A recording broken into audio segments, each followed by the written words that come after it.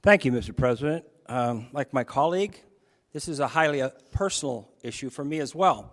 You see, I was conceived in 1960, and my mother was 15 years old when I was born. 3 of my 4 grandparents sought aggressively to find an abortionist. Fortunately, at that time in Nevada, there wasn't one available legally. And I stand here before you today as what would have been, had I been conceived after Roe versus Wade, an aborted fetus. So when we discuss these things, we seem to be talking almost like there's not a third party in this equation. If we go back in the United States history from 1776 to 1865, we had a huge debate over slavery. But you'll notice as we look back, there was one enormous section of the society that was not included in the debate, and that was the slaves themselves. So when we had the abolitionist movement starting in the 1830s, clear up to the time of Abraham Lincoln, when Abraham Lincoln was elected, the Democratic Party had split 3 ways, between Bell, Breckinridge, and Douglas. Abraham Lincoln, who is known today as the great anti-slavery president who got the Emancipation Proclamation, he was elected in the United States with 38% of the electorate. 38%. In other words, 2/3 of the people of the United States supported slavery.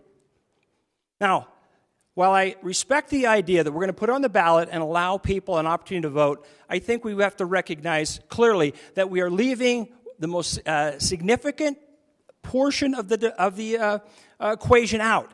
There's nobody speaking for the unborn.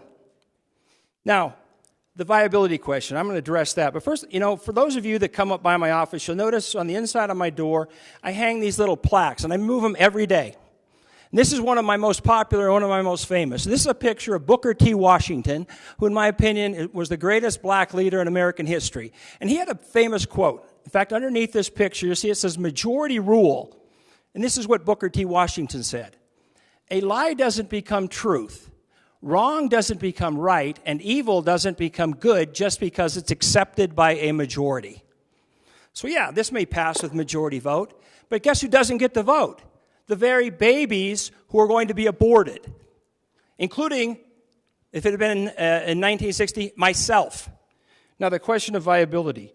This is a fascinating one to me. This is actually in the Constitution because the age of viability has gone back. We always talk about best available science. You know what the best available science is? We're becoming able to save babies earlier and earlier.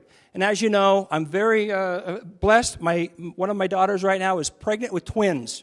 And we got to watch on an ultrasound or sonogram or whatever it's called, those little babies in there, and they were about 12 weeks, and you could see them kicking and moving. You could see their face and their hands and their feet, and they were as live as you and me in the environment that they were in. None of us in this room are viable outside of our environment. You could take me right now, and you could throw me into a body of water and hold me under that water, and in 10 minutes, I'd be dead because I'm not viable in that environment. Now, we wouldn't have to have an abortion if they weren't viable. What the heck are we doing here? We are actually stopping something. We talk about playing God. If we leave that baby alone in the womb, what does it do, die or something? No, it is totally alive. It is doing just fine in the environment that it's designed for. And if we don't abort it, it will come to full term and be born and become one of us. Interestingly enough, once it comes out of the female's body, then it becomes something that we protect. Everybody in this room talks all the time about we need to protect the children. You're right, we do. I'm just saying we should extend that to where they are viable inside their own environment. For some reason, that portion of this equation is being ignored. And just as the slaves that were in the United States and were legally property and denied the right to vote and the right to be able to have any say in the debate over whether or not slavery was morally right or wrong, they were denied the chance. And right now, guess who's being denied the chance to discuss the very issues we're talking about? Because I got news for you. Those babies are totally viable. They are growing. They are healthy. And in the miracle of science, we can literally watch on a sonogram or an ultrasound and watch that baby kicking, moving. Look at its fingerprints. By the way, at the age, I think it's 8 weeks, they have perfectly formed fingerprints. At 6 weeks, they've got a perfectly developed heart, which is pounding away. If you and I came to a car accident, one of the things that we would determine whether or not somebody is alive or not is, do they have a heartbeat? Anybody in the medical community would say, yeah, of course, that's when you know if somebody's alive or not. A baby at 6 weeks, this is usually about when you typically discover whether or not you are even pregnant, has a fully pounding heart. So I don't know, I understand, I really am sympathetic to people in these positions where they have to make these kind of decisions, but I'm exceptionally worried that the people that are most impacted, the unborn children, have no say in this matter. And to put this in the Constitution means that if in the future a legislative body does, with advances in medicine and everything else, want to modify some of this stuff, we put handcuffs on them. By putting that in the Constitution, as we all know, that is generally we don't want to do that because there are reasonable reasons to adjust all sorts of laws. We're constantly coming back in this building and changing things. But once you put it in the Constitution, then that's pretty much, it takes our hands out of it completely. So while I do respect the idea that these are personal decisions, please keep in mind as we go forward, and obviously this is going to end up on the ballot, as we go forward, that just like in the old slavery days, don't forget that there's somebody else in this equation who has no voice in the decisions that we're going to make, and who frankly deserve it. The evidence is so overwhelming that these are not unviable tissue mashes like somebody still tried to tell me the other day. These are living, breathing human beings in an environment that they're perfectly capable of continuing to live in, and we should at all costs, I don't care what the majority, the citizens of Nevada say, frankly, because I don't believe majority rule in every single case is correct. Just as our ancestors, to our shame and discredit today, they supported slavery. 2/3 of them, as late as 1860, were still in favor of keeping people enslaved. And guess who didn't get to vote? The slaves. Guess who doesn't get to vote on this? The unborn children. Same exact principle. Please, as we go forward with this, I assume it's going to pass, probably party line. As we go and put this on the ballot, keep in mind that we're talking about a human being every bit as live and viable as you and I sitting here right now. Thank you, Mr. President. I urge my colleagues to vote no on SJR7. Senator Stone.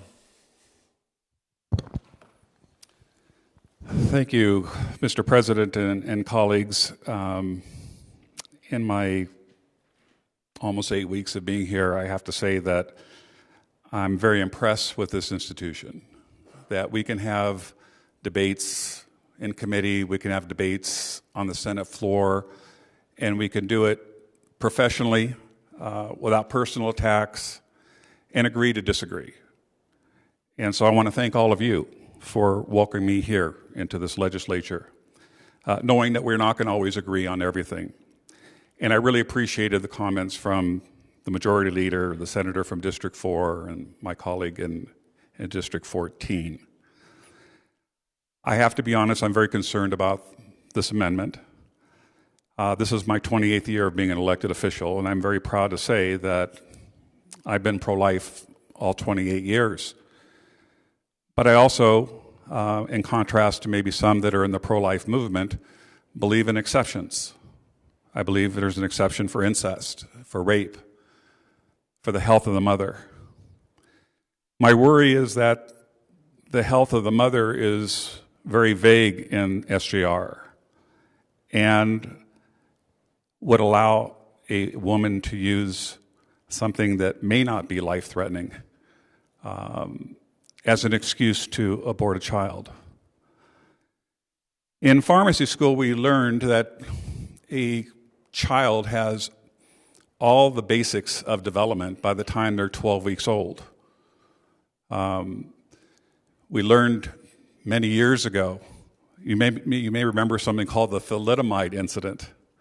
It was a sedative hypnotic that was given to women when they had the gestation of less than 12 weeks and they ended up having flapping kids. And so then we understood that you shouldn't give any drugs to a developing child until after 12 weeks because the child will be fully developed at that time with a heartbeat, with a brain that's fully developed, maturing, of course, but intact.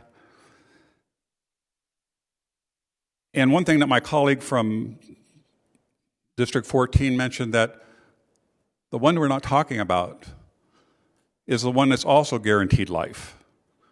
Our Constitution guarantees life, liberty, or the pursuit of happiness. So I think the voters of Nevada spoke in 1990 and said that abortion should be a right in this state. And the way you have it here in Nevada is that the only way you can overturn the vote of the people is to go back to the people and vote again if you have changes. But this bill, this amendment, is going to facilitate abortion rights at all months of gestation as a fundamental constitutional right. It's much different than the ballot measure in 1990. It's much more expansive. And like my colleagues have more than articulated, with the advances of technology that we have today, we have infants that are 3 and 4 months that are in our NICUs and are surviving with the full faculties of a healthy human being.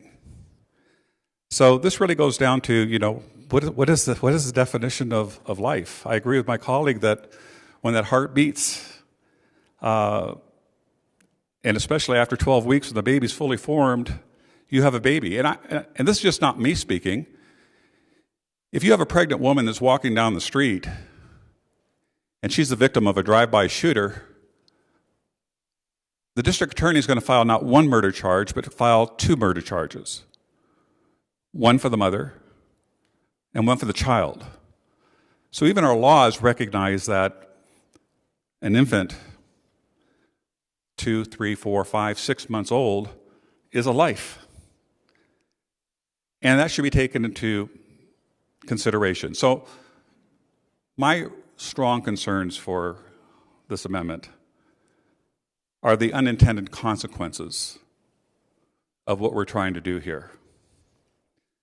I think that the citizens that I've spoken to, Democrats, independents, Republicans, moderates, conservatives, liberals, many agree with abortion. But I can tell you that many of them said there's got to be a limit to when you can get that abortion. 24 weeks, which was passed in 1990, is the rule today. And to allow abortion on demand upwards of 9 months, to me is horrific. What the rules are that if the baby being born can live without any extra medicinal attention, equipment, that baby's got to be saved. But if that baby does require some type of medical interventions, equipment, respirators, that baby can be left to expire, which I think is horrific. I also have a strong concern that in Nevada, we don't need parental consent for a child to get an abortion. I think that's fundamentally wrong. And I believe that a majority of people in Nevada agree with that premise, that the parent should be included in that very important decision that child can make. I also worry that young girls are going to be transported into Nevada and get secret abortions and are going to be protected by this amendment. We live in Sin City, okay? We have a lot of things that are legal here that are not legal in other states. And I believe with the passage of this amendment, I think the citizens of the state of Nevada are going to see the arguments that we are going to be having here today. I'm not afraid of it going on the ballot because I believe I have a defense. I have a defense that's going to show that what we're trying to do is not appropriate. And I also believe that we should be doing everything we possibly can to provide help for those that become pregnant and provide options for them. We have people that go to other countries to adopt babies. Why don't they adopt babies in this country? It's because we abort our babies. And I also worry about the targeting of certain populations of people. Where do you see all the Planned Parenthood offices?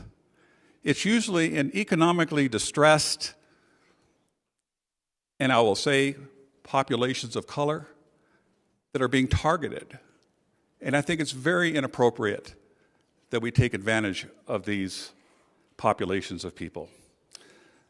I also believe that by making this a constitutional right, I believe it will be challenged. And I believe it will not sustain that challenge because, again, every human being deserves life, liberty, and the pursuit of happiness. I respectfully disagree with what this amendment is trying to do, and for that reason, I hope that you'll vote no on it. Thank you. Senator Titus. Thank you, Mr. President. I absolutely appreciate everybody's comments and my colleagues' heart-filled, emotional responses to this. As a physician who has counseled many patients on their options and choices, I have a unique position. I also will share my experience. When I found myself pregnant, getting divorced, and an intern in my residency, all of my friends said I should get an abortion. I chose not to.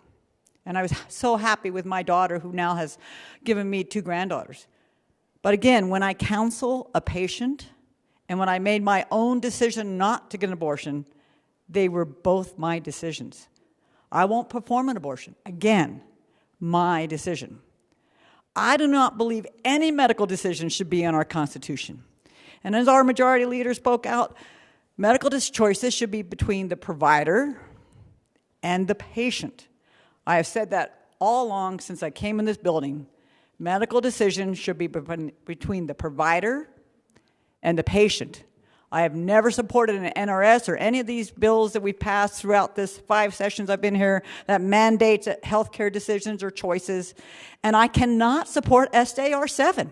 Again, we're putting in our Constitution a healthcare decision.